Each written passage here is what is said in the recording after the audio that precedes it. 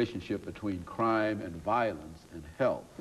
And I'd like for you to speak to that this morning from a health administrator's point of view. What impact, and hopefully we can start this and pick up again after the commercial break, but what impact does the fact that Nashville recently had more homicides this year than at any other time in our history, what impact does that have on the public health? Let me start by saying violence has become a tremendous issue for public health.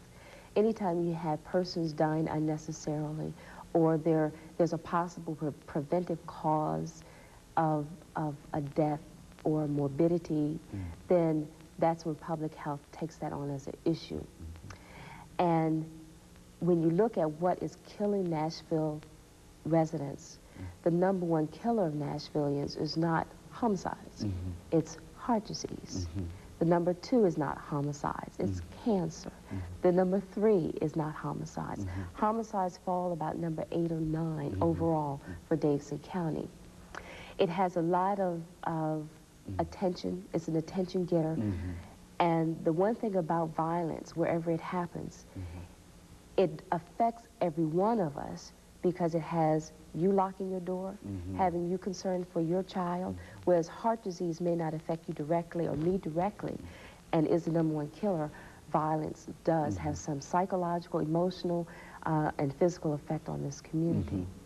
And there are strategies and community strategies and that have been tried in other communities that can affect those kind of numbers and get at the real issues that are behind increasing violence in any major metropolitan city. And so there is, from a public health point of view, some things that we can really do in terms of trying to reduce the number of homicides and some of the violence that we have within our society. And of course, we'll talk about some of those things when we come back after this second commercial break. It'll give you an opportunity to give us, from the metropolitan public health point of view, some of the things that we ought to be doing in the city of Nashville in order to try to deal with some of the real problems that we have dealing with violence, because I think it's quite understood. As a matter of fact, your area of health administration generally follows the line that was laid out by